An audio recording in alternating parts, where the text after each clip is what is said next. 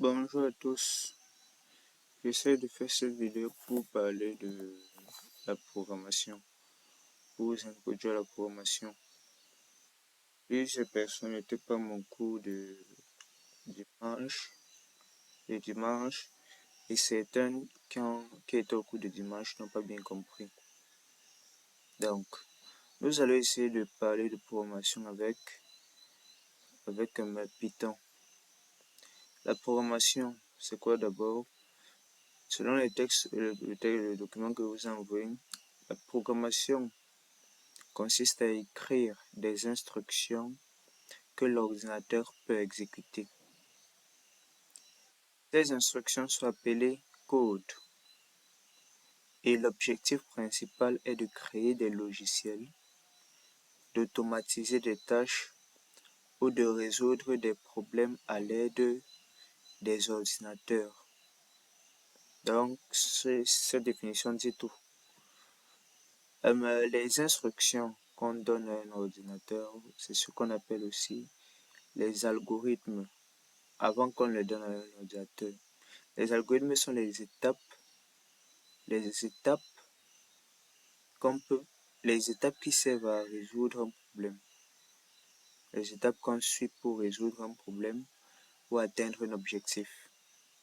Lorsque ces algorithmes-là sont convertis pour donner ces instructions aux ordinateurs, on les appelle des codes. Et c'est comme ça qu'on crée vos logiciels. On automatise les tâches. C'est-à-dire qu'on fait en sorte que les tâches aient moins de besoins humains. Et on peut aussi en même temps résoudre des problèmes en programmant.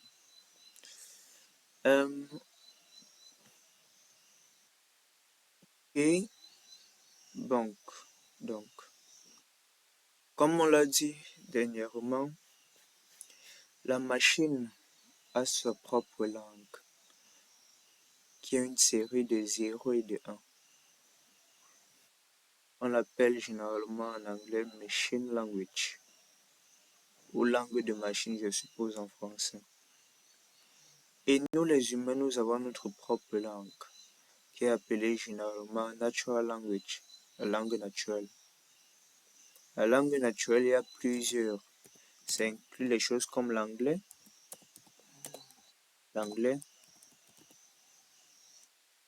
le français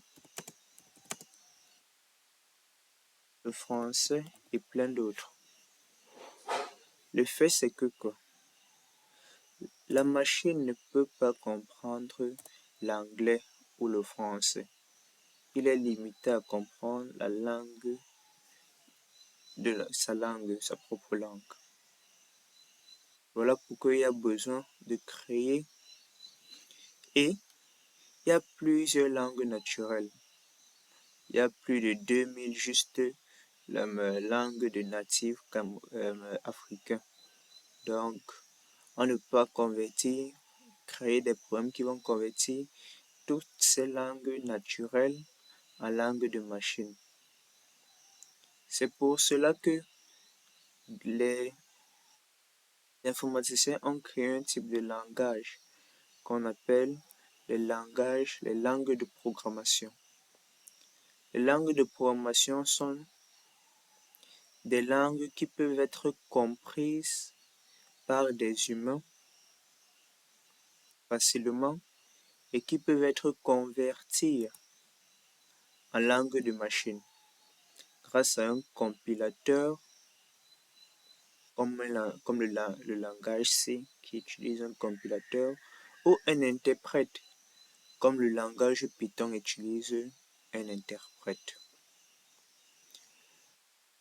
Ok, ceux qui sont responsables d'écrire des programmes et des algorithmes sont appelés des programmeurs.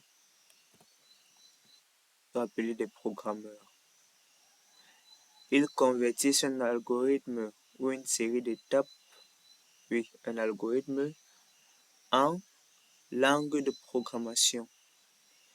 Puis le compilateur, qui est un logiciel, va interpréter cet algorithme-là en langue de machine.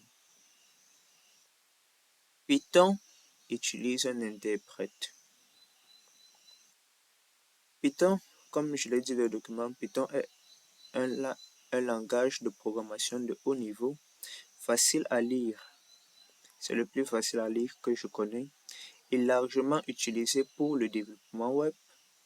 Comme je vous ai parlé des serveurs, on les utilise beaucoup dans les serveurs, la science des données, l'automatisation et bien plus, comme l'intelligence artificielle, l'apprentissage automatique et autres. Donc, Python, ça fait les applications desktop, ça peut faire presque tout en fait. Mais c'est plus spécialisé, comme je l'ai dit. Plusieurs langues de programmation peuvent faire tout, mais il y a juste certains qui sont meilleurs dans une tâche que d'autres. Donc, nous allons travailler avec Python comme langue de programmation. Généralement, pour installer Python, vous pouvez aller au site HTTP à leur site officiel pour installer l'interprète de Python.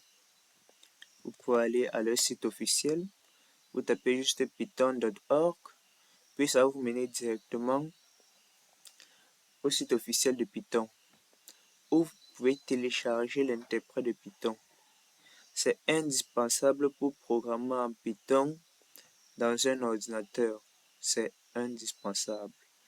Donc, vous pouvez lancer le téléchargement. Ça va télécharger la version la plus récente pour votre système. Vous pouvez voir que ça va automatiquement détecter mon système que je suis un utilisateur Windows. Pour les utilisateurs de système d'exploitation Mac, ils vont choisir Mac. Pour Linux ou Unix, ils vont choisir cette option. Et vous allez voir plusieurs versions qui ont existé, mais concentrez-vous juste sur la version la plus récente. Généralement, pour apprendre le langage de programmation, on vient lire sa documentation. Dans la documentation que vous allez voir par exemple dans le site de Python, il y a une documentation qui parle juste de cette langue de programmation là. Il y a une autre documentation qui sert de guide aux débutants. Il y a une autre qui sert de guide pour les développeurs. Donc essayons de voir ce qu'il nous propose en tant que débutant. Il nous donne les étapes pour installer l'interprète, oui. Et l'interprète maintenant peut être utilisé avec un IDE ou un éditeur de texte qui sert à écrire des programmes.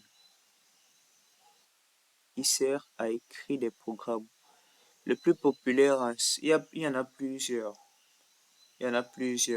Mais les plus populaires pour Python, il y a PyCharm et il y a Visual Studio Code, qui est l'IDE qu'on va utiliser aujourd'hui pour notre cours et qui est, entre guillemets, le plus populaire en ce moment.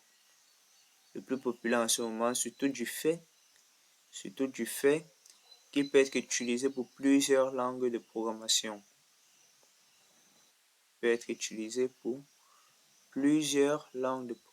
va voir ce qu'il dit pour les développeurs.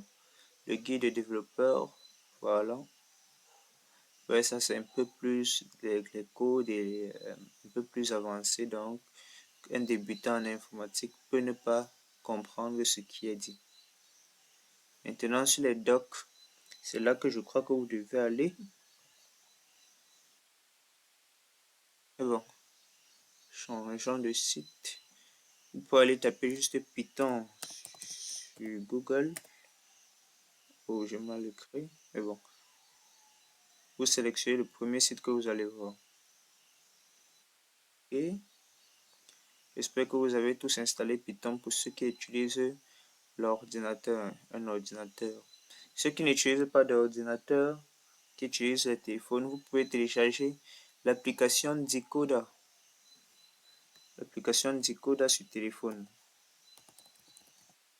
Sur téléphone. Oui, c'est une application pour les mobiles et pour certains ordinateurs. Cette application-là vous permet de lire les codes en ligne. Vous écrivez un code dans votre téléphone Vous pouvez maintenant alors enclencher la lecture. Maintenant, avec ce genre d'application, vous n'avez pas besoin d'installer l'interprète. Et j'ai donné certaines alternatives pour Decoder. J'ai donné d'autres alternatives pour les propriétaires d'Android qui étaient je crois que c'était PyDroid 3. Et il y avait aussi Python pour les utilisateurs d'ordinateurs iOS. C'était l'alternative. Maintenant, revenons à nos moutons. Nous allons la première étape lorsque vous programmez, c'est de créer un fichier.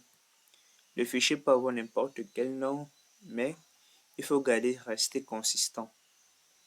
La première chose que j'ai envie de faire, c'est un programme qui va calculer l'indice de masse corporelle. Donc, je vais créer un fichier qui s'appelle imc.py.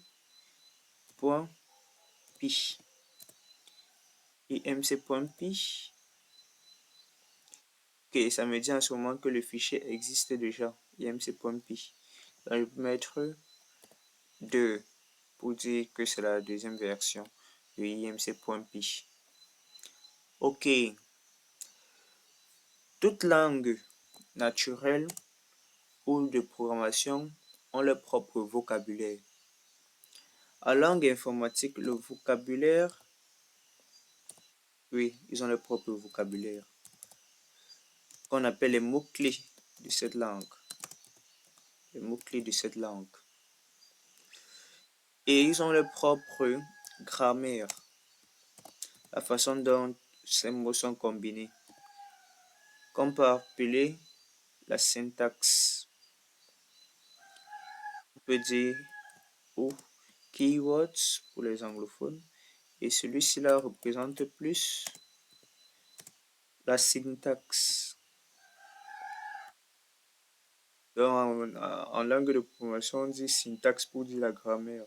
Certains d'entre vous ont déjà rencontré ce qu'on appelle notamment une erreur de syntaxe error sur leur calculatrice. Ça signifie qu'ils ont mal écrit ou n'ont pas respecté les règles d'écriture de cette question en mathématiques sur la calculatrice.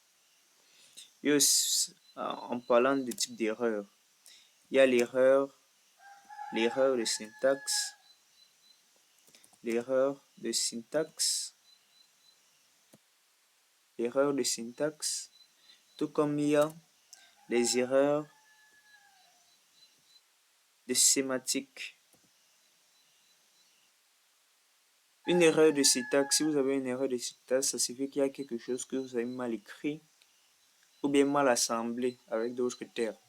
Si vous avez l'erreur de sémantique, ça signifie que vous n'avez pas réussi à faire comprendre à l'ordinateur ce que vous voulez. Et généralement, vous n'allez pas obtenir le résultat voulu. Donc, une erreur sémantique arrive souvent plus lorsqu'on n'arrive pas à traduire de façon excellente l'algorithme en langue de programmation.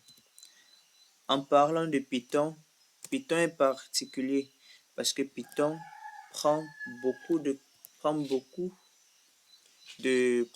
en considération l'indentation. L'indentation fait partie, ou indentation, c'est ce qui est de la même manière en anglais qu'en français, l'indentation fait partie de la syntaxe de Python. Donc, vous devez faire attention à bien indenter votre code. On va voir à quel moment on indente un code. Et maintenant, les commentaires. Vous allez voir par exemple, depuis là, je fais qu'écrire le symbole dash avant d'écrire quelque chose. Et tout ce que j'écris s'affiche en vert. C'est parce que je ne veux pas que l'interprète interprète ce texte-là. Je ne veux pas que l'interprète essaie de lire ce texte-là pour le convertir en langue de machine. Donc, on utilise généralement ce qu'on appelle les commentaires. On peut commenter juste une ligne comme je l'ai fait, tout comme on peut commenter plusieurs lignes. Et pour commenter plusieurs lignes, on utilise 3 fois le signe de cotation au début et à la fin. C'est très important. Mais bon, il faut éviter de commenter plusieurs lignes là. C'est pas conseillé. Bon, pas si c'est réellement nécessaire. D'accord. Maintenant, les variables.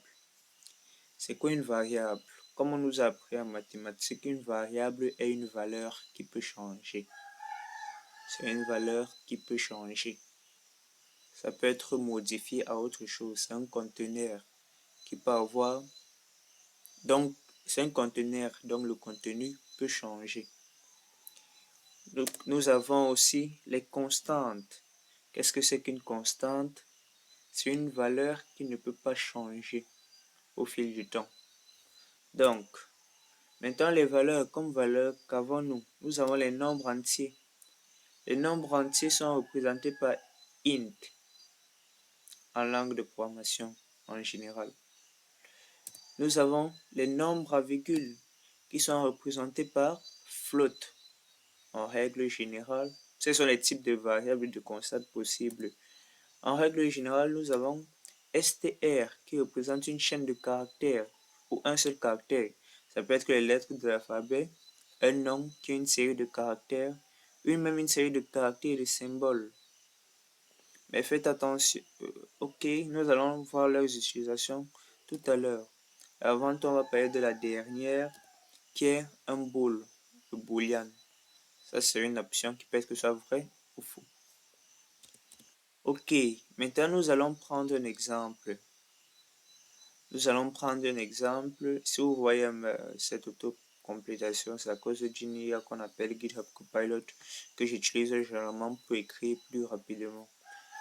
Ok, nous allons maintenant essayer de mettre en pratique chacun de ces types de données. On les appelle des types de données ou en anglais data types.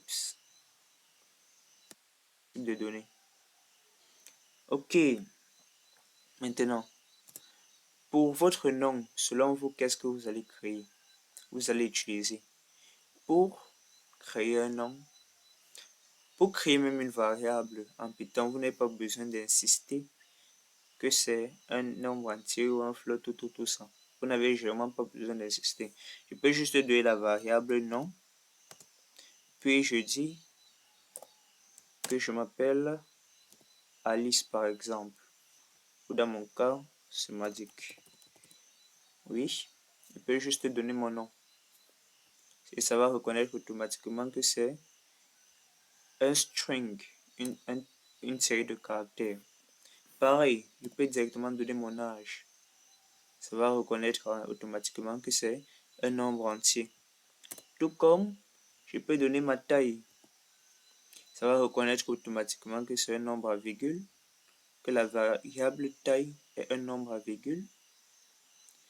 Tout comme je peux donner un bool, une valeur pour dire que je suis étudiant.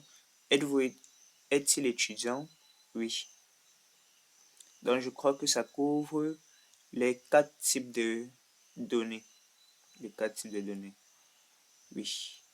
J'aimerais aussi ajouter le poids. Parce qu'à un certain niveau, nous allons calculer l'indice de masse corporelle. Et pour plus de flexibilité, nous allons mettre le poids comme float. Comme float. Car on peut avoir le poids en termes de virgule. C'est très important de bien nommer vos variables pour que d'autres personnes puissent comprendre facilement de quoi vous parlez. C'est bien de les nommer convenablement selon quel caractère va y entrer. Donc maintenant, on va voir la première fonction de programmation qui s'appelle print. Print, ça a renvoyé une information sur la console. Rappelez-vous, nous ne sommes pas encore en train de faire les applications ou bien les programmes Ou bien c'est pas tous les programmes qui lisent directement avec le graphisme que vous voyez et tout et tout. Vous faites les graphismes que vous voyez et tout, ça prend beaucoup de temps. Ça prend beaucoup de temps et c'est à un autre niveau que vous allez faire, pas au niveau débutant. Mais je vais expliquer ça dans une prochaine vidéo. Ok, d'accord. Pour l'instant, notre application va lire sur le console ou ce qu'on appelle le terminal. Ok, voyons voir ce que ça donne. Print, comme je l'ai dit, ça sert à renvoyer les choses dans le terminal. C'est une fonction Python qui fait partie du vocabulaire de Python. C'est déjà défini dans Python. Donc, ça renvoie au terminal ce qui est écrit entre parenthèses. Si c'est un texte que je veux qu'il soit renvoyé, j'écris, je mets ça dans les cotations, dans les guillemets. Vous pouvez voir cela, mon nom est en guillemets. Vraiment, quand on veut montrer un texte, nous servons des guillemets. Comme par exemple, j'ai envie que ça doit dire bonjour, bonjour, juste bonjour. Ok, et essayez maintenant de lire. Pour lire, vous pouvez vous assurer, pour ceux qui ont les ordinateurs, que vous êtes dans votre programme, que vous êtes dans dans le dossier où se trouvent vos fichiers. Et ensuite, vous pouvez écrire python imc.py. Mais avant ça, comment vérifie-t-on que Python est installé dans notre ordinateur? On écrit juste Python, puis on met -v. Oups, ça c'est trop long, mais ça donne quand même le résultat. Ça donne quand même le résultat Python et ça nous donne la version. Mais ça, c'est pas exactement ce que je voulais. Essayons une autre méthode.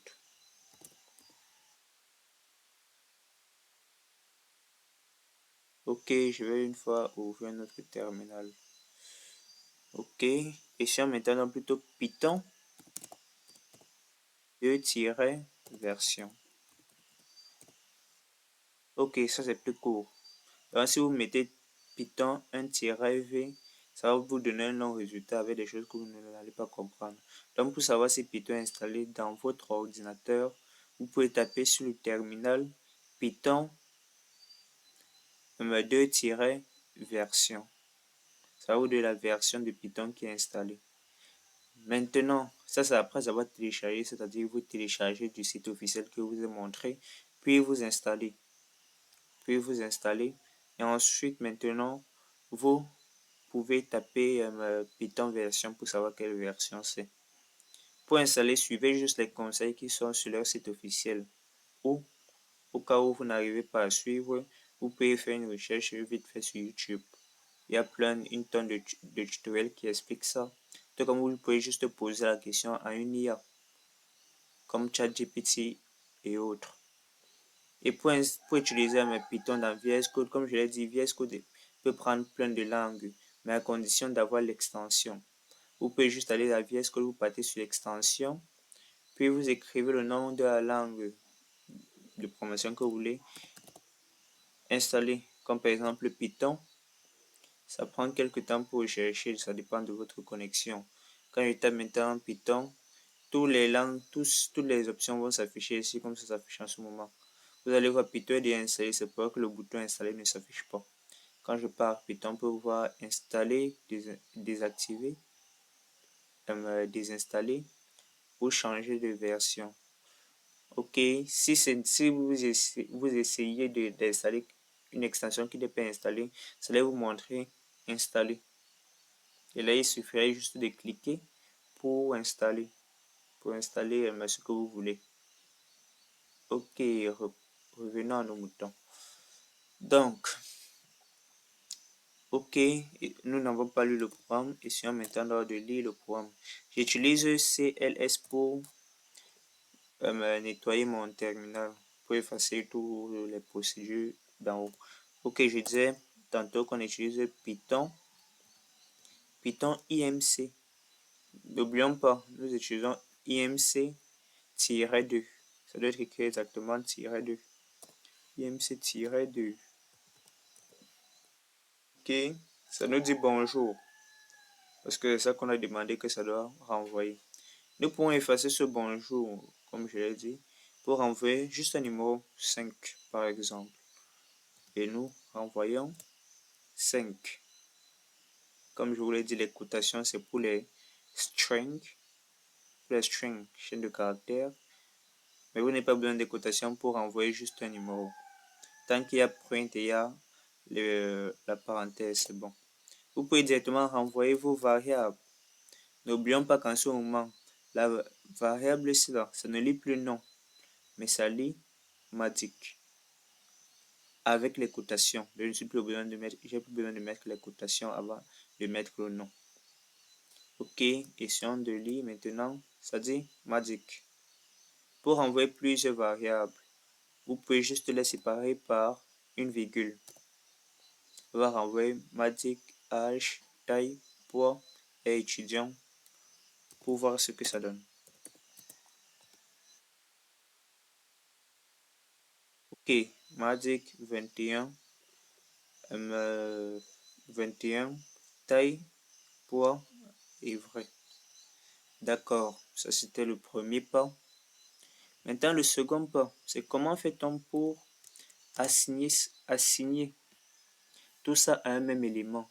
Disons par exemple que je n'ai pas envie, j'ai envie de réunir toutes ces données-là pour une seule personne. Pour une seule personne. Non, ne partons même pas là-haut par là. Disons par exemple que j'ai envie de faire une liste des amis de Magic. Amis Magic. Une liste de mes amis. Puis maintenant, je peux faire ce qu'on appelle une liste. Une liste, c'est une liste en fait. Une liste, c'est une structure de données ou bien un type de données qui peut contenir plusieurs valeurs. Dans notre cas, nous allons mettre, nous pourrons mettre par exemple, ça peut être des valeurs de même type. Ça peut être des variables de même type ou différents types. Dans notre cas, je veux mettre les amis de Magic. Donc, je vais juste mettre Magic Ange, Carole,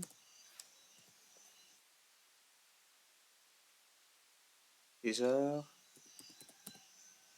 Bon, on va juste se limiter à 3. Maintenant, ici, on maintenant de renvoyer Ami Magic pour voir ce que ça donne. Ami Magic. Ok.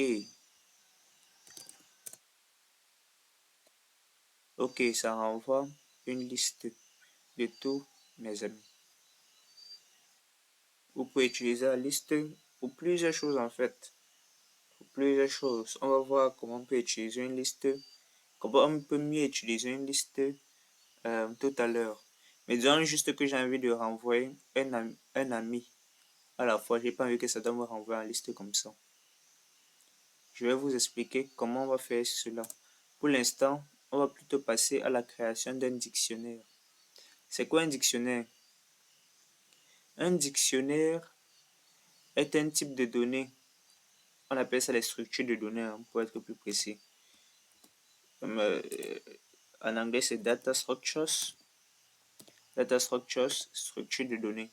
Les structures de données, c'est quand ça contient plusieurs données en fait, pas juste un. Ce sont les types de données qui peuvent prendre plusieurs variables et types de données. Ça, c'est une liste, comme je l'ai commenté à côté. Maintenant, on va voir ce qu'on appelle les dictionnaires. Ok, les dictionnaires. C'est quoi un dictionnaire? Un dictionnaire. Un dictionnaire est, est une structure de données qui contient un mot-clé et un mot assigné à ce clé. Par exemple, dans un dictionnaire généralement anglo-français, par exemple, vous allez voir par exemple le mot qui peut être un nom et sa signification.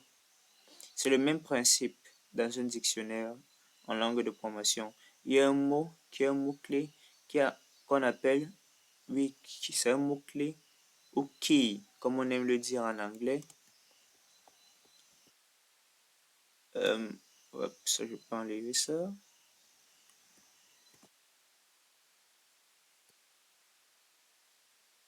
Ok, ça, je peux enlever ça. Nous avons les mots-clés, puis les valeurs de ces mots-clés.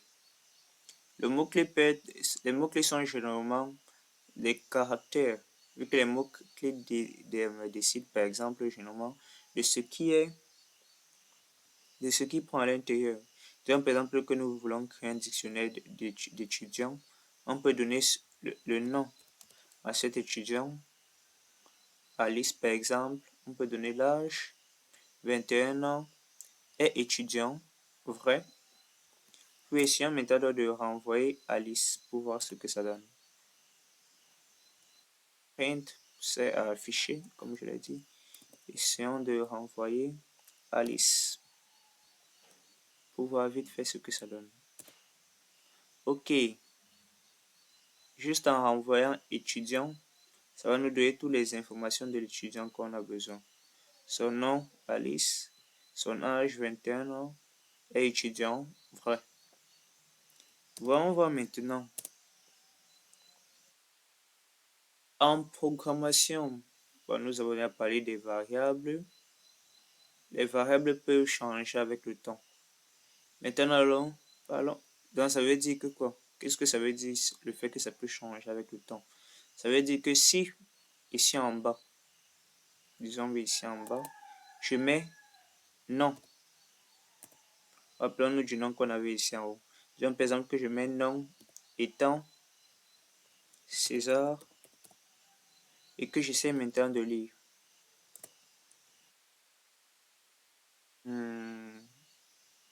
Et que j'essaie maintenant d'afficher le nom. D'afficher le nom.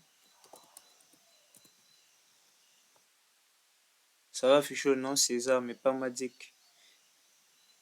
César a remplacé le nom Madik dans le conteneur. Le conteneur peut juste prendre une variable à la fois. Une variable peut prendre juste, pardon, une valeur à la fois. Donc, au départ, j'avais d'abord mis la valeur comme étant Madik, mais la valeur de nom comme étant Madik. Mais ici, je l'ai changé en César. Donc, si je fais ça par exemple, ça va redevenir Madik. Ça va redevenir Madik. Mais si je remets, je rassigne cette valeur. Ok, le symbole, avant que je n'oublie, le symbole est égal à l'opérateur d'affectation. Il assigne une valeur à une variable, ou l'inverse, une variable à une valeur. Ce n'est pas mélangé avec l'opération de comparaison qu'on appelle est égal. Est égal est un opérateur de comparaison qui sert à dire qu'une valeur est équivaut à l'autre. On peut utiliser est égal lorsqu'on veut assigner une constante. Parce que comme on l'a dit, les constantes ne changent pas. Disons par exemple que je disais I est égal à 0. Là, je compare I avec 0 alors que I n'existe même pas. Donc je dois créer la variable I. I par exemple, je dois d'abord dire I est égal à 0. Je dois d'abord affecter I à 0. Puis je peux transformer I en une constante. Vous mettez ici, on doit changer la constante aussi. I est égal à, donc ici on de l'assigner plutôt 2 par exemple. Hop, c'est bien. Ok, bon, c'est pas ça que je voulais démontrer, mais bon, ça va. Ce qui se passe, c'est que Python, comparé à d'autres langues de programmation, ne gère vraiment pas les constantes. C'est-à-dire, ne prend pas trop en considération si vous êtes une constante ou pas. Comparé à une langue de programmation comme JavaScript. JavaScript, par exemple, si vous utilisez le mot-clé const pour déterminer une variable, lorsque vous créez une variable, JavaScript va le considérer comme une constante qui ne va pas changer. Alors que si vous utilisez let comme variable ou var pour déterminer votre variable, ça va considérer que c'est une variable. Donc, ce n'est pas toutes les langues de programmation qui considèrent les constantes, mais eux tous connaissent les variables. Ok, ça c'était la première étape. Disons maintenant que j'ai envie d'imprimer juste un nom à la fois, pas plusieurs noms comme je l'ai fait ici. Je vais utiliser une boucle.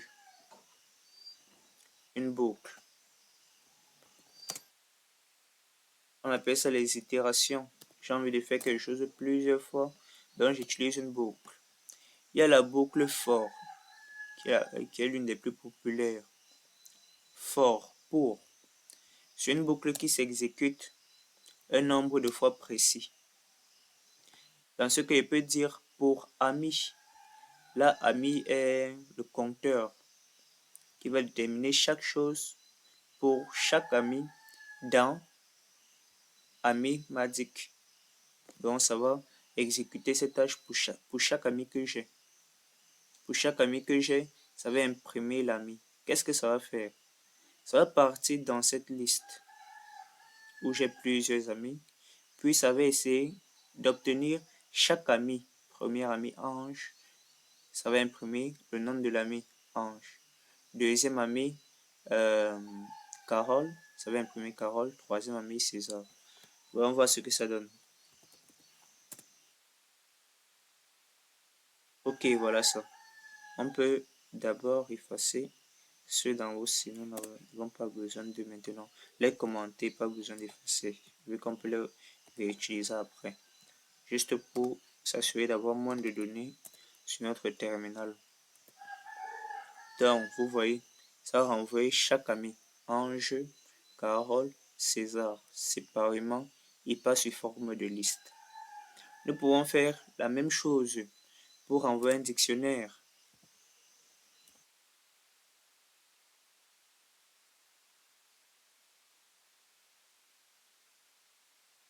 Pour valeur dans étudiant, chaque valeur, ça doit imprimer la valeur. Attendez. Ok, une minute, s'il vous plaît. Ça, je n'ai plus besoin de ça. Pas besoin de ça pour l'instant. Vu que c'est plusieurs lignes que je veux commenter, plusieurs lignes qui sont associées. Et oui, j'ai oublié de vous mentionner. Généralement, lorsque le mot-clé est par exemple un mot prédéfini d'action, vous allez voir que ça va s'afficher en rose ici là. C'est-à-dire que ce n'est pas une fonction, comme dans le cas de print. Ça va s'afficher normalement en rose au départ. Et c'est aussi pour vous signaler que vous devez mettre une indentation. Je vous ai parlé plus en haut de l'indentation. L'indentation est très importante parce que si vous ne mettez pas l'indentation, ça va considérer ça comme une erreur. Voilà pourquoi ça souligne en rouge.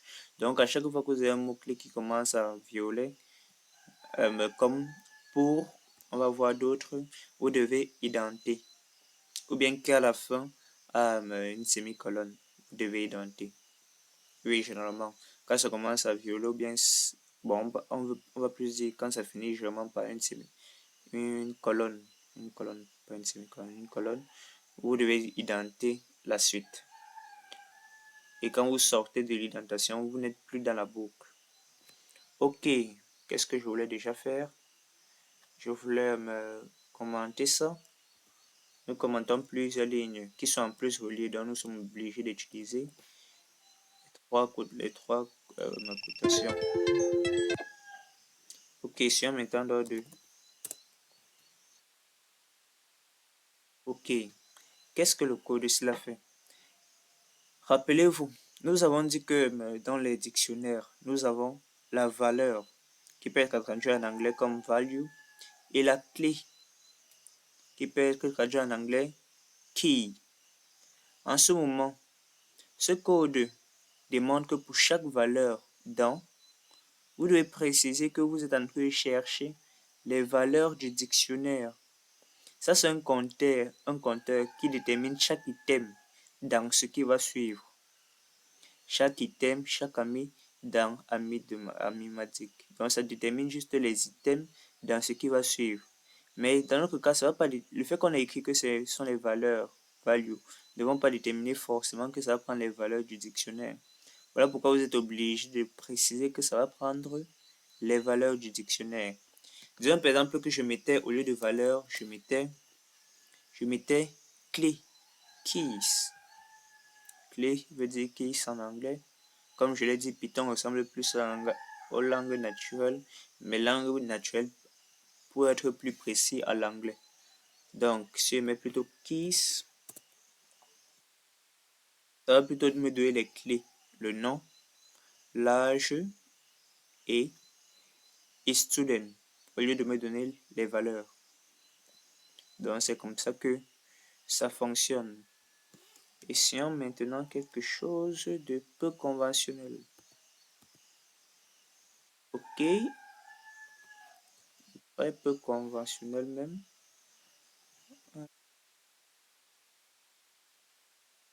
Ça ne marche pas, mais je voulais juste voir si ça allait donner.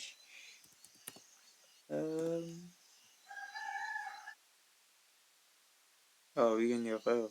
Ça ne marche pas, effectivement. Bon, je voulais essayer de imprimer les valeurs en même temps, les clés. Je voulais imprimer les valeurs en même temps les clés, mais ça ne fonctionne pas comme je l'espérais. Ça ne fonctionne pas comme je l'espérais. Ça veut dire qu'il y a un mot-clé déjà qui existe pour ça. Comme c'est difficile de trouver quel mot-clé exactement. Mais je crois que ça peut être item. Essayons item. Ça, nous pouvons nous débarrasser du mot-clé. On peut utiliser CTRL-D Code pour sélectionner les mots qui se ressemblent en fait. C'est comme ça que je fais. Pour sélectionner plusieurs choses qui se ressemblent. Ok. Donc on peut utiliser la fonction item pour signaler chaque item dans notre dictionnaire et les imprimer individuellement au lieu de faire ce que j'ai essayé de faire là. Donc, ce sont les boucles for. Ça fait quelque chose un nombre de fois précis. Disons par exemple que c'est quelque chose qui a une rangée, comme par exemple de 1 à 10. De i dans la rangée de 5 par exemple. J'ai envie de compter jusqu'à j'ai envie de compter jusqu'à 4. Jusqu'à 4. Bon, j'ai envie de compter 5 fois. En programmation, on commence à compter à partir de 0.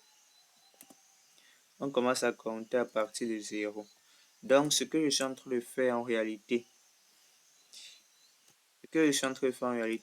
c'est de ce que je dis en réalité, c'est qu'il doit compter 5 fois. Il doit compter 5 fois. Mais comme j'ai assigné 1, il doit compter 5 fois. Mais maintenant, alors, comment faire pour dire qu'il doit commencer à compter par 1?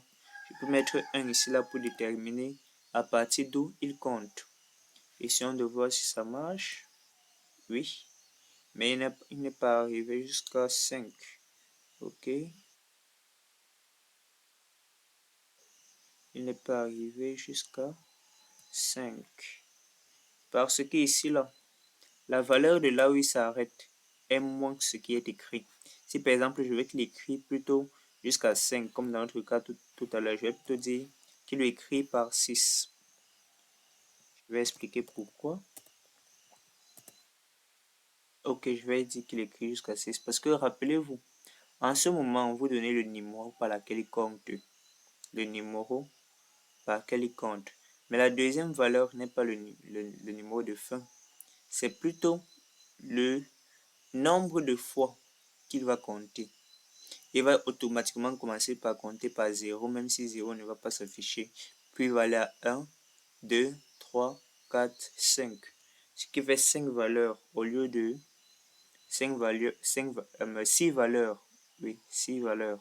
Donc comme il a commencé à compter 0, mais ça ne s'est pas affiché, on a fait moins une valeur ici là, ce qui nous a donné 5 résultats. Ok, ça c'était pour le for loop qui fait quelque chose un nombre de fois précis. Maintenant, nous allons aller à l'autre type de boucle qu'on appelle le while. Le while loop agit tant qu'une condition est vraie. Enlevons ça en commentaire. Donc, par exemple, que je crée une variable compter qui est count en anglais. Puis, je dis que le while loop est équivalent à dire tant que.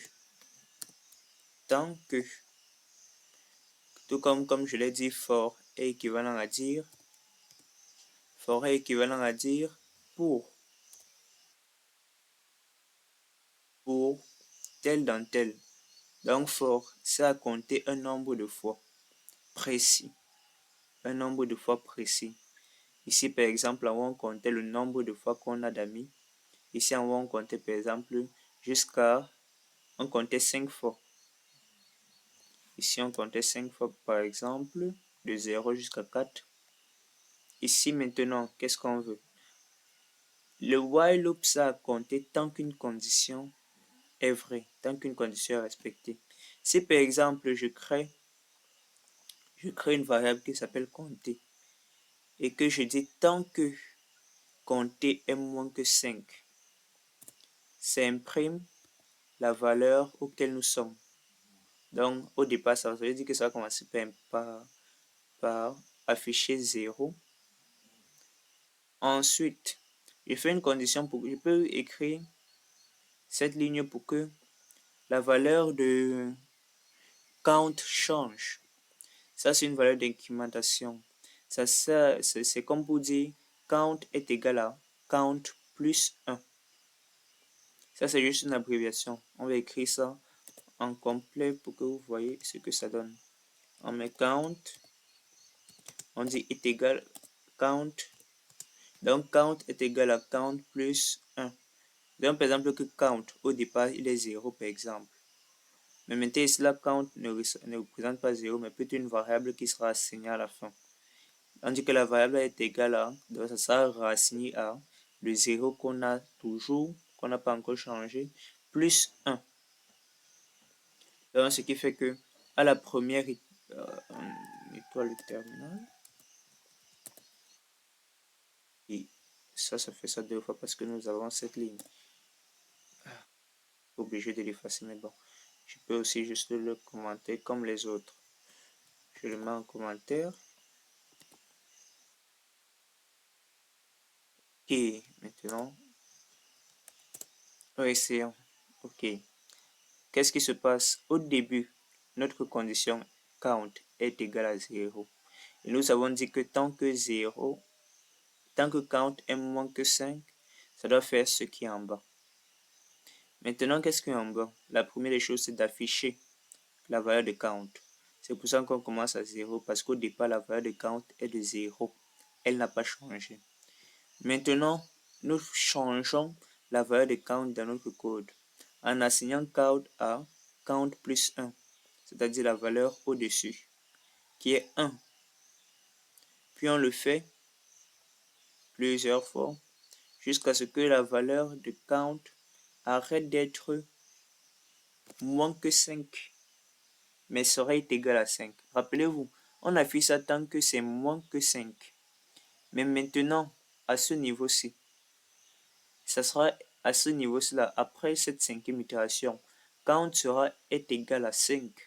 Voilà pourquoi ça n'a pas fait ce qui est ici en bas. Si on disait est égal à est moins que ou égal à 5, qu'est-ce que ça devait nous faire? Ça devait imprimer jusqu'à 5. Donc ça devait s'arrêter lorsque count est équivalent à 5.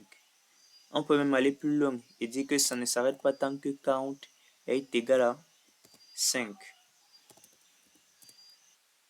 Donc, il y a un problème tant que count. Ah, le problème c'est que quoi?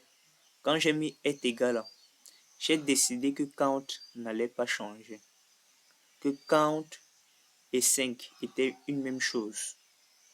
Donc j'ai créé sans le vouloir une constante. Donc je dois plutôt mettre, normalement ça fait la comparaison. Donc je dois juste laisser ça comme ça. Oui. Ok. Donc lui ça va toujours s'arrêter quand ça sera égal. Ok. Maintenant, j'espère que cette partie est comprise. N'oubliez pas, si vous avez des questions, n'oubliez pas de les laisser en commentaire. Donc, maintenant, nous avons appris les variables, les variables et les types de données. Nous avons aussi appris les structures de données. Nous sommes passés à comment afficher quelque chose sur la console avec la fonction print. Puis nous sommes allés aux itérations et aux boucles avec la valeur, avec la fonction, avec le mot-clé pour. Le mot-clé pour qui sert à faire une boucle un nombre de fois défini. Puis nous sommes allés à while. La boucle while qui agit comme boucle tant qu'une condition est respectée. Maintenant, imaginez que le count ça ne changeait pas. À votre avis, qu'est-ce qui va se passer? Ce qui va se passer, c'est simple. Vu que le count ne change pas, ça signifie que count sera toujours et pour toujours moins que 5. Donc, ça ne va pas s'arrêter. Vous pouvez voir, ça continue, il n'y a pas de fin. Le programme continue. Il peut juste forcer l'arrêt, mais ça ne s'est pas arrêté. Il a juste forcé l'arrêt, mais ça ne s'est pas arrêté de lui-même comme d'habitude. Dans ces cas-ci-là, vous pouvez mettre un break. Break, comme le nom l'indique, il casse, oui, il force l'arrêt de cette itération, à la première fois qu'elle est exécutée. Donc, à l'instant même qu'elle est exécutée, dès la première fois qu'elle est exécutée, il stoppe automatiquement l'itération. Ça, c'est parce que ça, c'est vous-même à vous de décider si vous devez le mettre ou pas. Ok, donc, ça, ce sont les bases. Maintenant, allons plus loin. À comment prendre des données d'utilisateurs. Rappelons-nous ici, là, par exemple, sur le nom. Nous avons décidé que le nom était équivaut à Magic. Maintenant, alors, qu'est-ce qu'on peut faire si on veut que c'est l'utilisateur qui détermine qu'il entre par lui-même son nom? Nous allons commenter ce qui est ici en bas. Vous voulez éviter que ça nous gêne. Oui, pour éviter toute gêne. Ok, on va juste se concentrer sur ce qui est en haut pour le moment. Donc, qu'allons-nous faire si nous voulons que c'est l'utilisateur lui-même qui décide de quelle variable à entrer? Ok, nous allons effacer ça. La fonction qui sert à décider, à demander à l'utilisateur d'entrer une valeur s'appelle input. Tout comme print sert à afficher des données et une fonction prédéfinie dans Python qui sert à afficher des données sur le console.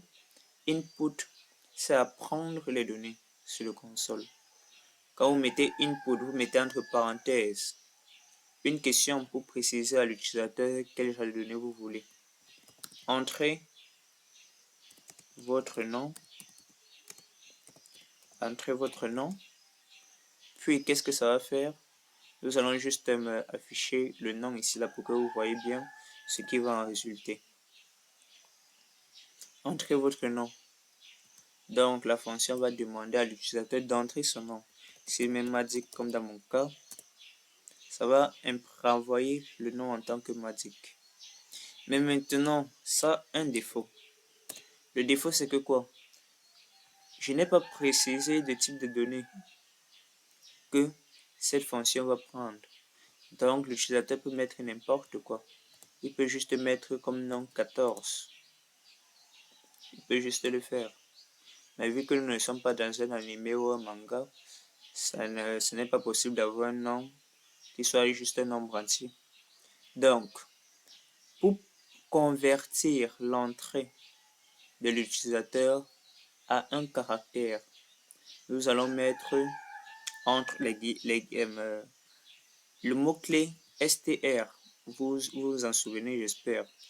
Str, puis entre parenthèses input, puis entre parenthèses web.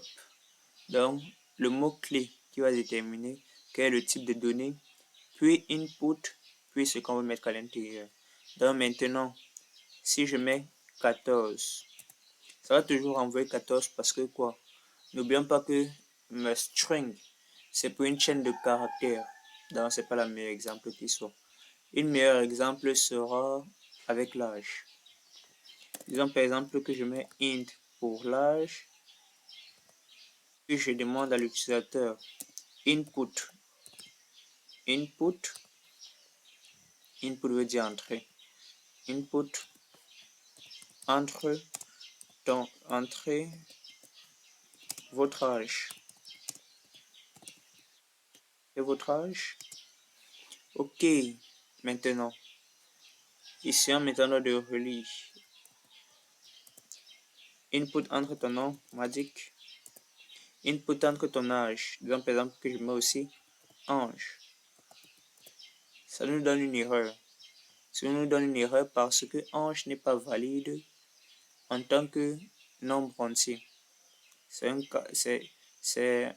une chaîne de caractères. Mais si, à l'instar, je mettais plutôt non, Magic, et je mettais maintenant un nombre entier comme 21, ça n'est pas m'afficher d'erreur. Et ça peut m'afficher 21 si je mets, j'ajoute ça là, oui. Mais qu'est-ce qui va se passer si je mets non, Ange, puis je mets 18,0? Ça va m'afficher une erreur. Parce que 18,0 c'est un nombre à virgule. Mais on a dit ici en haut que les nombres à virgule sont dénotés par float. De façon, puis qu'est-ce que ça veut dire cela? Ça veut dire que cela, pour ce nombre à virgule, on va mettre float, input,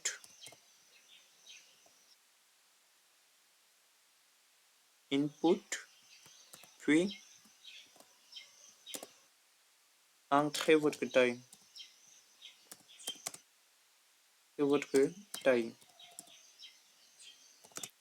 Ok, maintenant essayons avec ça. Votre nom, Ange, votre âge, 21, votre taille 1,60, il avait quoi déjà? 75 je crois. Bon oui, je dois aussi préciser dans qu'il entre sa taille ici. Je dois aussi préciser sa taille ici. Bon, alors même jusqu'au poids et étudiant. Ok, donc maintenant ça a pris la taille. Qu'est-ce que ça va faire si on met juste un nombre entier? Si on met un nombre entier comme taille. Essayons. Non, Ange, âge 21, taille, mettons juste 17 par exemple. Ok, ça met 17,0. N'oublie pas que tout nombre entier est ce nombre à virgule 0. Ok, on essaie maintenant d'éclairer notre terminal. Puis on fait la même chose ici là pour le poids.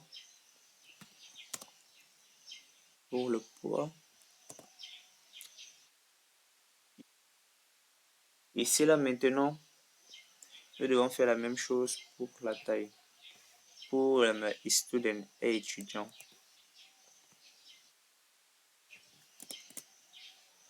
est étudiant, student. Ok, on place aussi ici. N'oubliez pas souvent de remplacer partout. Bon, ça c'est indépendant de ce qui est en haut. Donc, bool.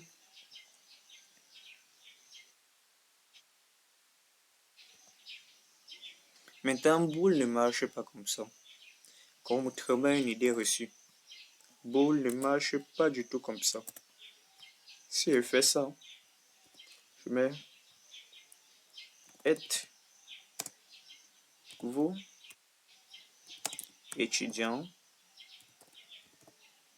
Vous êtes étudiant. Vous êtes étudiant. Auquel on peut répondre true, vrai, ou false. Ou false. False. Êtes-vous étudiant? Vous êtes étudiant. Ok. Si je fais ça par exemple, voyons voir ce que ça va nous donner. Je vous assure que ce n'est pas ce à quoi vous vous attendez. César. Âge 21. Taille 1,75.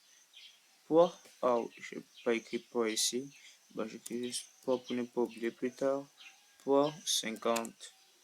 Et maintenant, êtes-vous étudiant? Disons par exemple que je mets faux.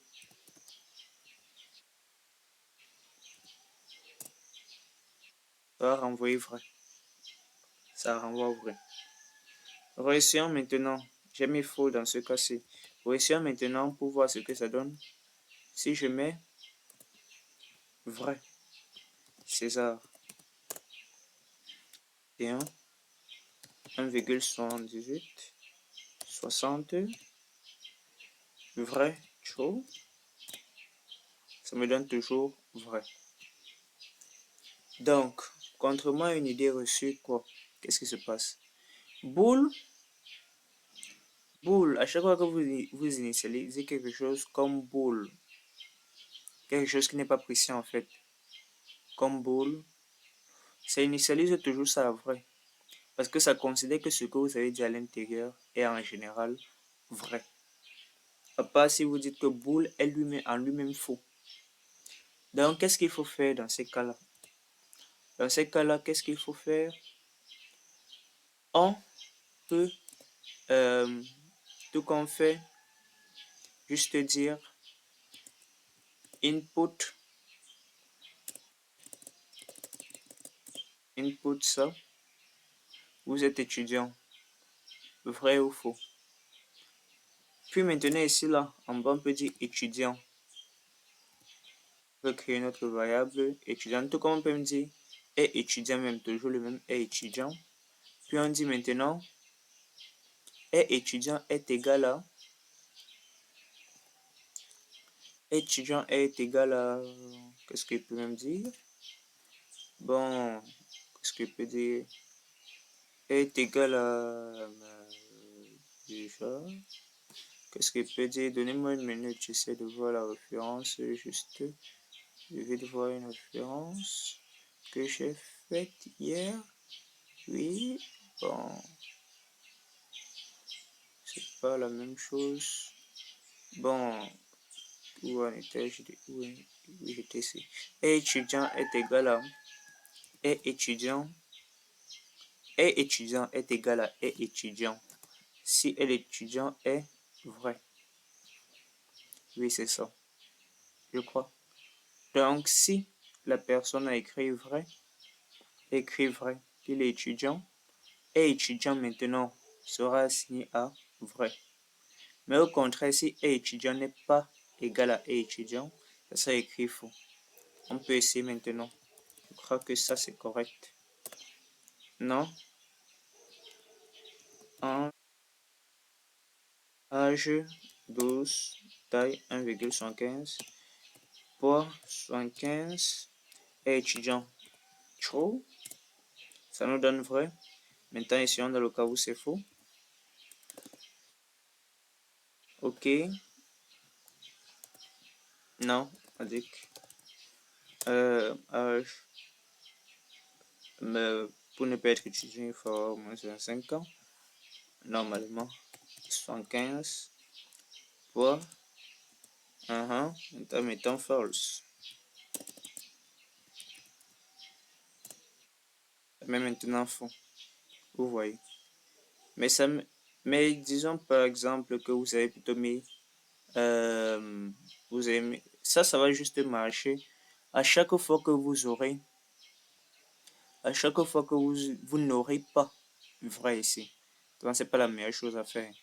Donc c'est-à-dire quoi? Ce code va toujours agir si vous aurez quelque chose qui est différent de vrai. Donc, comment faire maintenant à ce que ça agisse juste quand vous avez vrai?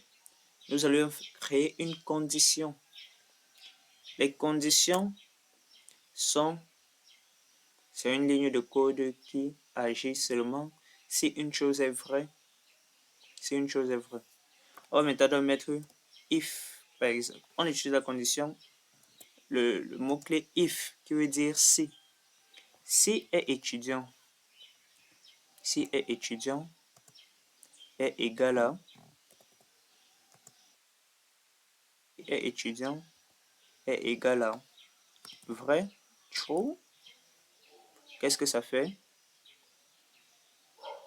Ça assigne vrai à est étudiant.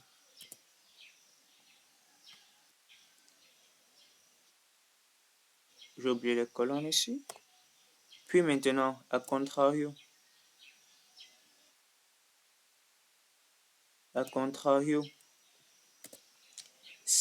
ou, ou si. Ça, normalement, c'est l'abréviation de else if qui veut dire ou si.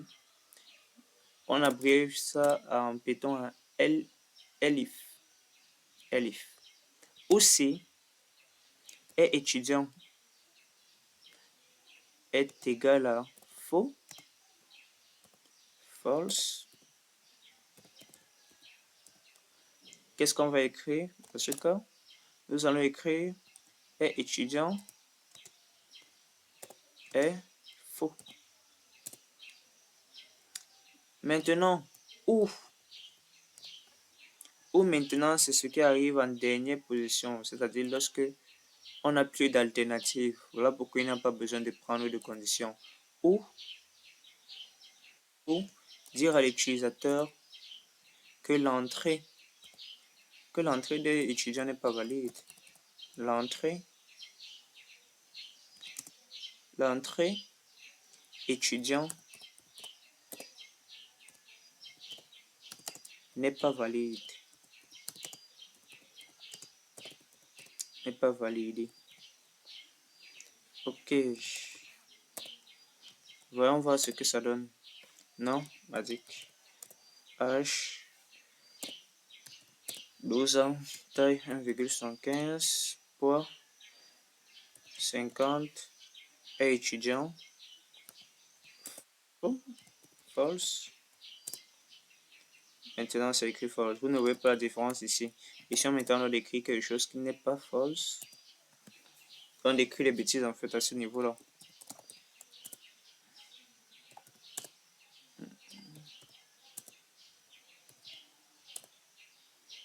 Écrivons n'importe quoi. Ça va écrire hey, étudiant n'est pas valide. J'espère que vous avez compris. Bon, mais vu qu'on a signé toujours ce qu'on écrit à étudiant, ça va toujours mettre le étudiant. Donc, maintenant, on aura toujours le même problème si nous écrivons false, mais vrai ou faux en lettres majuscules. Parce qu'ici, on a dit que la condition c'est vrai si vrai est vrai en minuscule en fait. Essayons.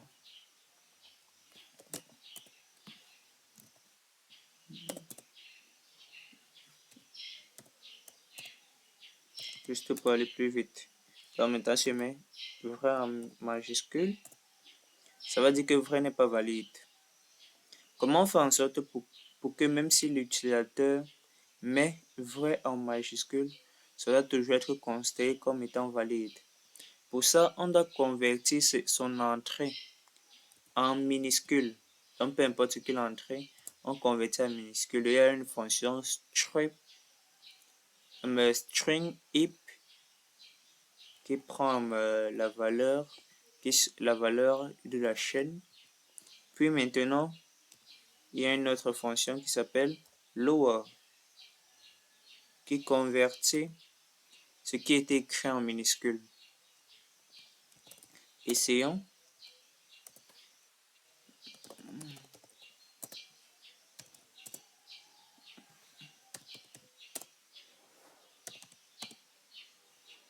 Essayons. Maintenant, nous allons mettre ça en majuscule. Ok, il n'y a pas de problème. Tout est bien qui finit bien. Donc, maintenant, nous avons plusieurs lignes de code qui ne font presque rien pas nous dire que nous sommes étudiants et tout et tout. Donc, je vais renommer ça comme ce fichier comme intro en programmation. Intro. Juste intro. Puis, maintenant, je vais supprimer celui-ci. Bon, je vais pas supprimer celui-ci. Je vais juste l'expliquer rapidement après avoir expliqué. Vu que ça, tout ce dont nous avons déjà parlé. Donc, je vais juste l'expliquer rapidement. Mais avant tout, je vais expliquer la seule chose qui est ici, donc nous n'avons pas parlé. Deux choses en fait qui sont ici, donc nous n'avons pas parlé. Cette ligne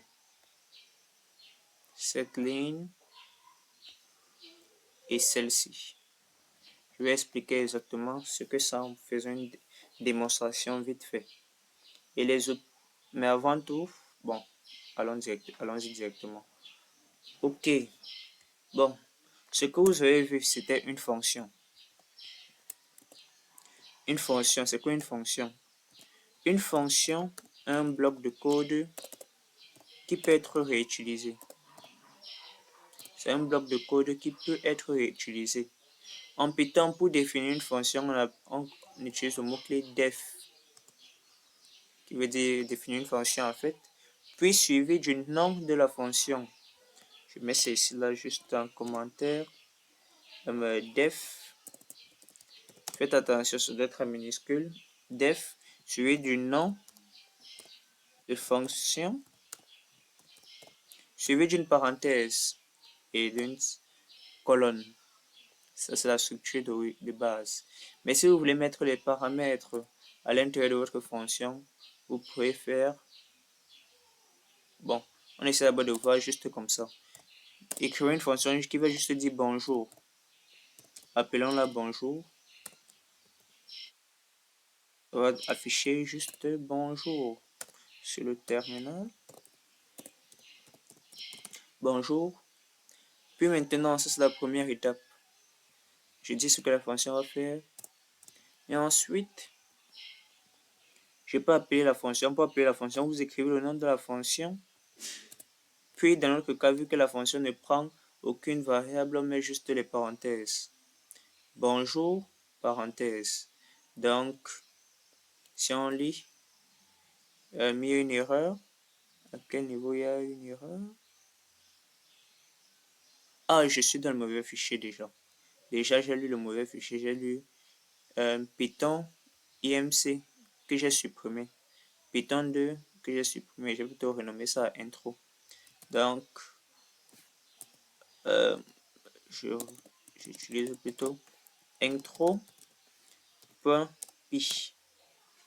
Intro.py. Puis, je le lance.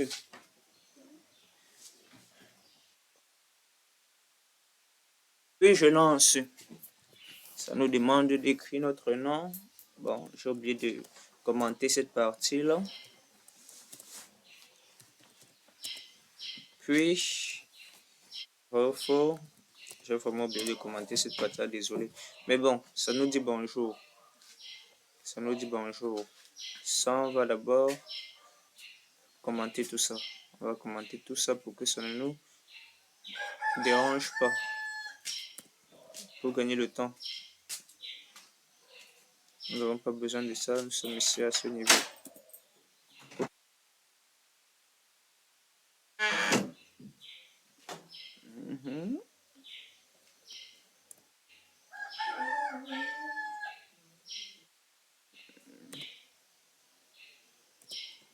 Ok, bon. Euh, Ça, voilà pourquoi j'ai dit que c'était mieux de remplacer par les slash, parce que ça fait ce genre d'erreur quand vous allez vouloir commenter plus de choses après. Si vous voulez mettre des commentaires dans les commentaires, en fait. Donc, on va essayer de réduire ça, puis de réduire. Je vais enlever ces commentaires à la fin. Ok, puis maintenant, ça va dire bonjour, le nombre de fois que je vais écrire la fonction bonjour. Ça veut dire toujours, si vous allez écrire quelque chose plusieurs fois, en fait. Bonjour à vous. Comment allez-vous? Bonjour à vous. Comment allez-vous aujourd'hui? Aujourd'hui. Pour ne plus avoir besoin de réécrire, print, bonjour à vous, comment allez-vous aujourd'hui? Je peux juste lire ça, le nombre de fois qui me plaît. Une fois par exemple, je peux juste recopier cette fonction en bas, puis je le mets. Ça va lire maintenant la fonction deux fois. Ou je peux juste mettre la fonction dans la boucle. Pas besoin de mettre tout ça dans la boucle. C'est aussi simple que ça, les fonctions. Mais maintenant, c'est pas la meilleure des choses à faire. Généralement, une fonction doit retourner, c'est-à-dire doit donner un résultat. Et ce résultat, dans notre cas, c'est le texte qu'on veut imprimer. Pour imprimer le résultat, on utilise le mot-clé return. Return, dont la fonction va renvoyer bonjour, comment allez-vous? Maintenant, si on imprime la fonction, rien ne va s'afficher. Pourquoi rien ne va s'afficher? Parce que la fonction renvoie bonjour, comment allez-vous? Mais vous n'avez pas dit à la fonction d'afficher ce qu'il a. Voilà pourquoi vous devez mettre print pour dire à la fonction d'afficher ce qu'il renvoie, juste pour lui dire d'afficher ce qu'il renvoie. Puis maintenant, si je lis, maintenant, ça va afficher. Ok, j'avais dit que la fonction peut soit être écrit comme ça, c'est-à-dire avec les parenthèses sans rien à l'intérieur, mais vous pouvez mettre une variable à l'intérieur, comme par exemple le nom. Donc par exemple que je mets mon nom, Madik, que j'ai envie de me dire bonjour. Je peux mettre écrit autre chose là, non? Puis je peux mettre F ici au début pour utiliser une variable à l'intérieur de ma chaîne de caractères. Et pour ça, je mets cette variable entre, j'ai oublié comment on appelait ça. Je mets cette variable ici à l'intérieur. Puis maintenant, qu'est-ce que ça va afficher? Rappelez-vous, la fonction maintenant prend un paramètre qui est mon nom. Puis maintenant, ça renvoie ce paramètre ici, dans le return, dans la phrase bonjour. Donc maintenant, ça va dire bonjour à Madik. Donc, je vais juste enlever le as là, plus de... Ok, bonjour Madik, comment allez-vous aujourd'hui? Vous pouvez renvoyer plus de choses, vous n'êtes pas limité à un seul paramètre. Vous pouvez essayer m'ajouter l'âge, par exemple, l'âge. Bonjour Madik. Vous voyez que c'est pas clair ici la comparaison parce que ce n'est pas utilisé. C'est ça qu'on dit en commentaire ici. Vous avez, vous avez, vous avez, disons, âge,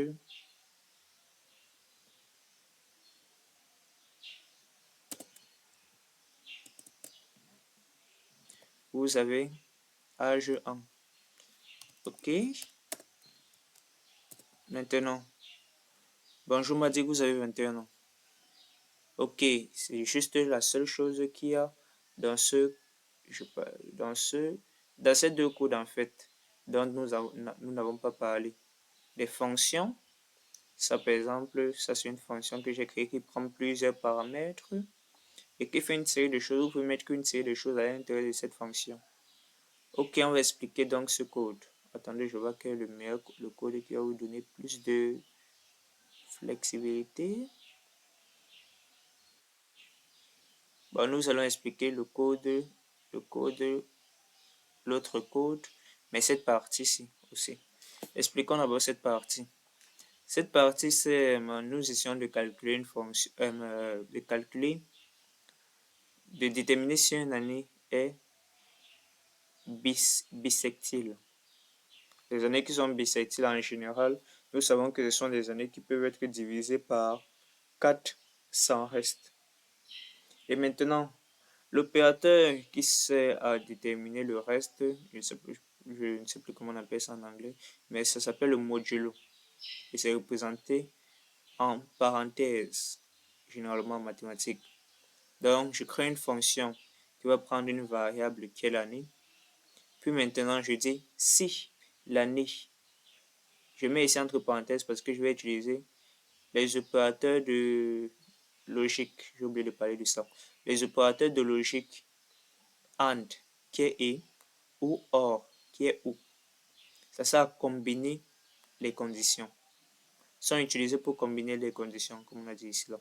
Donc, quand je veux dire cette condition est respectée et cette condition est respectée, j'utilise AND. Cette condition est respectée ou bien cette condition est respectée, j'utilise OR. Donc ici on dit maintenant si année est divisible par 40 par 4 avec un reste de 0 et année est divisible par 100 avec et le reste n'est pas 0. Ça veut dire n'est pas.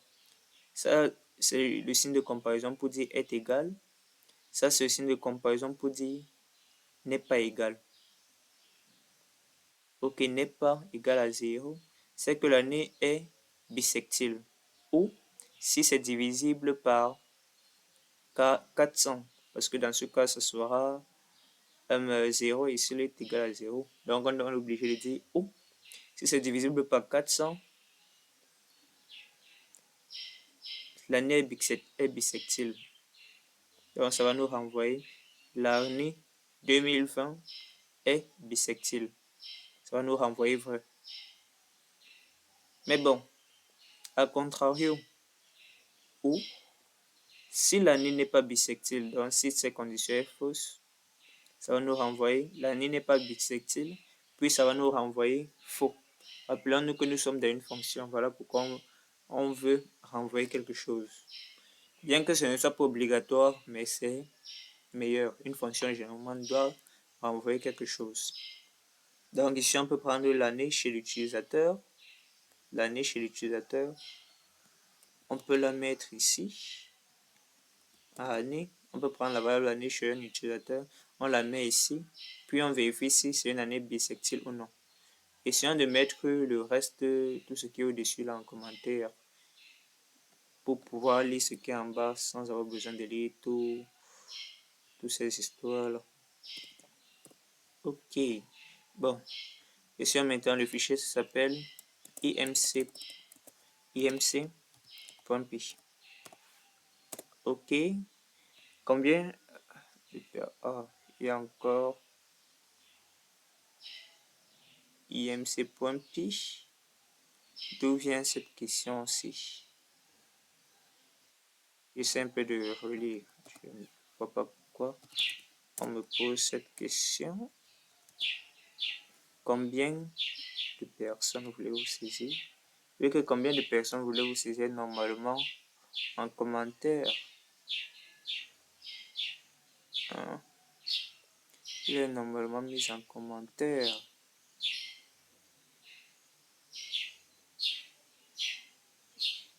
Donc, où est cette partie? Bon, juste pour être rapide, vu que je n'ai pas vraiment envie de chercher cette erreur-là, on va juste créer un autre bloc de code. On va appeler ça func.py. Puis on va mettre ça à l'intérieur. Puis on va se dépêcher de le lire. On ne devrait pas... Ah, j'ai oublié de sortir du processus avant de le faire. Ok. .py et je vais mettre les codes que j'ai utilisés dans la description de la vidéo, où je vais renvoyer ça avec à un compte GitHub. Bon, la majorité d'entre vous n'ont pas de compte GitHub, mais bon, vous pouvez mieux réécrire, ça va vous permettre de mieux comprendre. Mais si possible, je vais mettre le code dans la description. Bon, maintenant, par exemple, 20. 2020 est bisextile parce qu'il est divisible par, il est divisible par 4 avec un reste de 0. Autant dire sans reste. Intention maintenant 2021. La réponse sera bien évidemment l'année 2021 n'est pas bisextile. Oui, ce n'est pas bisextile. Ok. Donc ça c'est pour une fonction. Je vais expliquer vite très vite ce code. Non, c'est pas celui-ci que vous devez expliquer, mais celui-ci. Ok. Ah, je vois. J'étais plutôt en train de lire ce code-ci qui n'était pas commenté au lieu de lire celui-ci là que j'avais commenté. Désolé, je suis une erreur de saisie. Bon, l'objectif de ce code est de déterminer le statut d'une personne. On prend son nom, son âge, on essaie de prendre son genre pour déterminer si on doit l'appeler monsieur ou madame. Son nom, son âge va nous aider à déterminer ici si c'est un majeur ou un mineur ou un majeur. Son poids et sa taille vont nous aider à calculer son indice de masse corporelle. Donc, on va prendre ces informations de l'utilisateur. Puis maintenant, on fait une condition. Si le genre est féminin, ça signifie qu'on aura besoin d'un genre soit masculin ou féminin. C'est ça qu'on va demander à l'utilisateur. Si le genre est masculin, on crée une variable qui s'appelle titre et qui sera assignée à madame. Mais si le genre est masculin, on va créer un titre qui sera monsieur. S'il n'a pas mis le genre ou bien s'il a mis un genre invalide, on va juste mettre le genre, titre est égal à rien. Titre est égal à rien. Statut. Si vous avez moins de 21 ans, votre statut civil est mineur au Cameroun. Au Cameroun, vu que dans les autres pays occidentaux, c'est généralement 18 ans. Si vous êtes majeur, c'est-à-dire si vous avez 21 ans ou plus. Maintenant, l'IMC, rappelez-vous, nous avons les opérateurs dans les langues de programmation reconnaissent, comme la division, comme l'addition, la soustraction, la multiplication, la division, le modulo, le symbole de modulo, et le symbole de est égal. Celui-ci, j'ai oublié complètement à quoi ça servait. J'ai oublié complètement à quoi ça servait. Bon, juste pour vite me rappeler, est l'opérateur de division entière. Bon, je ne l'ai jamais utilisé, c'est pour ça que je ne le connais pas. Mais celui-ci est l'opération qui sert pour la puissance, qui sert à déterminer la puissance. Donc, vu que l'indice de masse corporelle est égal au poids divisé par la taille au carré, donc la puissance sera de 2. Le symbole de division est là, et j'ai mis entre parenthèses ici. J'ai mis entre parenthèses, mais comme c'était pas vraiment obligé. En anglais, on appelle ça BMI, Body Mass Index. Je suis anglophone, donc je travaille plus en anglais. Puis je peux maintenant dire si l'IMC est moins que 16,5, le statut IMC sera famine, ou si l'IMC est moins que 18,5, maigre, ou corpulence normale, ou moins de 30, surpoids, ou obésité modérée, obésité sévère, obésité morbide ou massive. Et qu'est-ce que la fonction va renvoyer? Ça va renvoyer votre titre, monsieur ou madame, ou rien, si vous n'avez pas mis quelque chose de valide. Votre nom, le nom que vous allez entrer, que la fonction a pris. Votre statut civil, si vous êtes majeur ou mineur. Si vous êtes majeur, mineur ou majeur. Ça va renvoyer votre IMC. Votre IMC qui sera le résultat de cette division. puis votre statut IMC, qui sera soit obésité ou famine, soit maigre et autres. Qu'est-ce qu'on a besoin de prendre? J'ai créé ce code de telle en sorte que on peut faire ça pour plusieurs personnes. Nous déterminons au départ le nombre de personnes donc on veut ces informations. Ça peut être 2 ou 3 ou 4. Puis la fonction for va faire le reste, c'est-à-dire va nous poser cette question le nombre de fois, au lieu de s'arrêter juste à la première personne. Puis maintenant, le code demande le nom de cette personne. Entrez votre nom en chaîne de caractères string. Entrez votre âge en entier, votre genre masculin ou féminin. Puis j'ai converti ça en minuscule. Donc vous pouvez écrire ça en majuscule. Puis ça sera converti en minuscule ici. Et ensuite, maintenant, ça je peux enlever. Désolé, ça ne sert à rien. Puis maintenant, je peux dire votre genre. Si votre genre est égal à féminin, au caractère féminin, c'est que féminin sera vrai. Mais si c'est contraire, féminin sera faux. Comme je l'ai dit, ce n'est pas la meilleure des pratiques. Voilà pourquoi j'ai précisé ici en haut que si c'était féminin, c'est madame. Si c'était masculin, c'est monsieur. Ok, je suis allé plus loin. Voilà pourquoi j'ai plutôt utilisé le genre ici. Donc, féminin n'est plus vraiment, c'est pas vraiment nécessaire ici en bas. Donc, puis j'ai demandé le poids en kilogrammes, juste pour préciser l'unité de mesure, puis la taille. Donc, maintenant, j'ai affiché le résultat de cette fonction.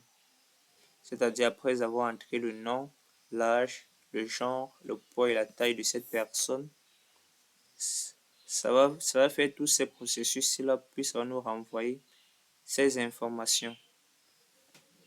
Donc nous avons les données qu'on va donner, des données qui ne nous servent pas vraiment à grand chose, puis il va nous renvoyer les informations. Rappelez-vous, un programme sert à effectuer une tâche. Et les tâches principales des ordinateurs communs sont de prendre les données d'utilisateur, donc on va faire, puis de traiter ces données. Donc cette fonction va se charger pour nous renvoyer des informations. Donc ces lignes de code vont nous permettre.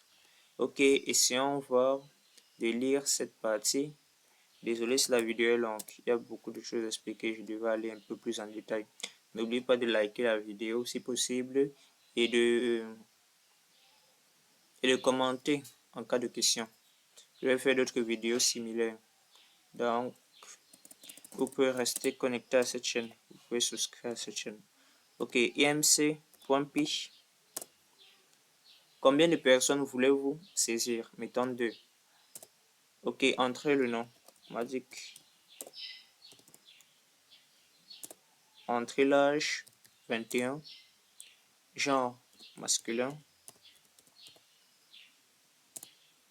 Votre poids en kilos, supposons 75. Votre taille, supposons 1,75. Monsieur m'a dit que vous êtes majeur et votre IMC est de 24, machin truc. Corpulence normale. Ok. Votre statut IMC plutôt, c'est plus. Je préfère mieux de dire votre statut IMC. J'ai pas besoin de connaître ce chiffre. Votre statut IMC est de corpulence normale. Ouais, cette phrase, je crois que c'est un sens. Donc, sortons de la boucle et réessayons maintenant. Combien de personnes? Juste une personne, vu qu'on est déjà à la fin de cette vidéo. Ange, âge 18. J'ai envie de voir ce que ça va donner si ça.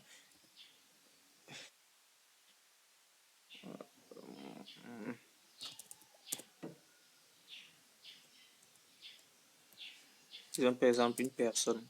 Nom Carole. Âge, supposons 19. Féminin. Poids, supposons 70. Taille, supposons 1m75. Madame Carole, vous êtes mineure et votre statut IMC est de corpulence normale. Donc, ce code est une application de tout ce que nous avons fait. Une application de tout ce que nous avons fait qui nous permet d'accomplir une tâche ou de la faire automatiquement. Ici, nous n'avons plus besoin de calculer l'IMC par nous-mêmes. Nous n'avons plus besoin de ça. Donc, c'est plus rapide, c'est automatique. Nous n'avons plus besoin de dire à quelqu'un s'il est mineur ou majeur. C'est automatique. Ok, je crois que c'était tout pour cette vidéo. Si vous avez une question, n'oubliez pas de commenter vos questions. Si cette vidéo vous a plu, n'oubliez pas de liker et de souscrire pour d'autres vidéos similaires. Cette vidéo, je le fais plus pour l'un de mes cours dont je n'ai pas fini le dimanche, dont certaines personnes ont été absentes dimanche. Mais les vidéos en général que je vais faire seront sur l'informatique en général. Sur l'informatique en général, pas juste les bases. Je vais juste généralement enseigner ce que j'ai appris pour mieux comprendre moi-même. Et je vais bientôt ouvrir une autre chaîne YouTube qui va juste parler de développement personnel, où je vais résumer les livres en développement personnel dont je lis. Donc, les vidéos sur cette chaîne vont sortir chaque 2 semaines. La première vidéo sera considérée dimanche. Ce dimanche, vu que cette vidéo n'est pas vraiment pour cette chaîne, c'est pour ces étudiantes-là. Donc, cette vidéo n'est pas vraiment pour cette chaîne. La première vidéo de cette chaîne sera juste une vidéo d'introduction. Puis 2 semaines après, je vais publier le premier cours. Ainsi de suite. Pareil pour la chaîne de développement personnel. Lui, il sera plutôt lancé la semaine prochaine, dimanche de la semaine prochaine. Bon, si cette vidéo vous a plu, vous savez quoi faire. Vous pouvez aussi partager à vos camarades et autres. Bon, je vous souhaite une bonne journée et à la prochaine.